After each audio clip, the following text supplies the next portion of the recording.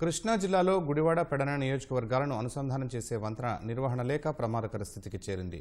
ఎప్పుడు కూలిపోతుందోనని వాహనదారులు భయాందోళన చెందుతున్నారు. బ్రిడ్జి మీదుగా నిత్యం వేలాది వాహనాలు రాకపోకలు సాగిస్తాయని ప్రభుత్వం స్పందించి వంతెనకు శాశ్వత పరిష్కారం చూపాలని స్థానికులు కోరుతున్నారు.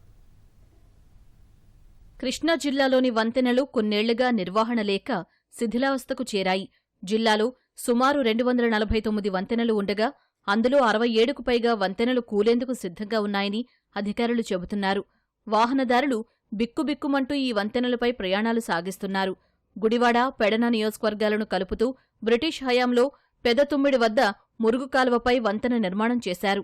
గత వైసీపీ పాలనలో బ్రిడ్జి నిర్వహణకు నిధులు కేటాయించకపోవడంతో ప్రస్తుతం తాత్కాలిక మరమ్మతులు చేయించాలన్నా సాధ్యం కాని పరిస్థితి నెలకొంది. భారీ వాహనాలు రాకపోకలు సాగించే సమయంలో వంతెన కూలిపోతుందేమోనని భయంగా ఉంటుందని స్థానికులు చెబుతున్నారు. ఈ మండలం నుంచి కానీ బందర్ వెళ్ళాలన్నా ఏదైనా కానీ ఈ రోడ్ నుంచే వెళ్తాము.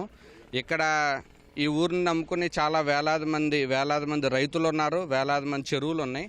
ఇక్కడ మేతలకు కానీ లేదు ట్రాన్స్పోర్టేషన్ ఫీడ్ కానీ లేదు చేపలు రొయ్యలు ట్రాన్స్పోర్టేషన్ ఏది జరగాలన్నా ఈ వంతుని మీద నుంచే జరగాలి.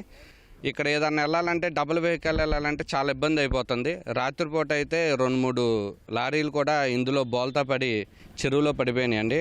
గుడివాడ, మచిలీపట్నం, బంటిమిల్లి ఇటు నరసాపురం వెళ్ళాలన్నా ఈ వంతెన అందరికీ కూడా కావాల్సింది. ఈ వంతెన లేకపోతే చాలా ఇబ్బందికరంగా ఉంటుంది.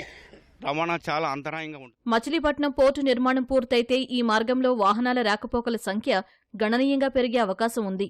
పెరుగుతున్న జనాభా అవసరాలు, వాహనాల రవాణా సదుపాయానికి అనుకూలంగా నూతన వంతెన నిర్మించాలని వాహనదారులు కోరుతున్నారు. బంటిమిల్లిను గుడివాడ ప్రధాన రహదారి అండి. ఇది కానీ కూలిపోయిన లేకపోతే పేడన మీద గుడ్లలో మీదుగా 50 కిలోమీటర్లు తిరిగి రావాలి.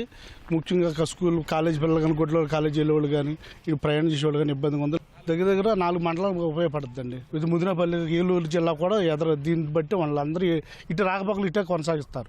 చాలా సంవత్సరాలుగా ఈ వంతెన అలాగే ఉంది. చాలాసార్లు పాడైపోయినా కానీ తాత్కాలికంగా ఏదో చేస్తున్నారు కానీ మళ్ళీ అలాగే ఉంటుంది వంతెన. కానీ మాకు వెళ్ళాలన్నా రావాలన్నా చాలా ఇబ్బందిగా ఉంటుంది. అసలు ఇది ఎప్పుడు కూలిపోద్దో కూడా తెలియదు. ఇప్పటికి 4-5 సార్లు ఇది మామూలుగా ఏదో ప్యాచ్ వర్క్ చేశారు కానీ దీనికి శాశ్వతంగా ఎవరు పరిష్కారం చేయట్లేదు. వంతెన కూడా ఇది పెంచాలి. ఎందుకంటే బళ్ళు ఒకప్పుడు అయితే కొద్దిగా ఉండేవి కానీ ఇప్పుడు మరి జనాభా బాగా పెరిగింది, ట్రాఫిక్ బాగా పెరిగింది, మరి బాగా డెవలప్ అవుతుంది. అలాగే ట్రాఫిక్ సమస్య చాలా ఇబ్బందిగా ఉంటుంది. మరి పెద్ద వెహికల్స్ ఏమన్నా వచ్చినా అసలు ఏమాత్రం కూడా తప్పుకుంటా గీలు ఉండలేదు. జనాలు చాలా ఇబ్బంది పడుతున్నారు దీనివల్ల తీవ్రంగా.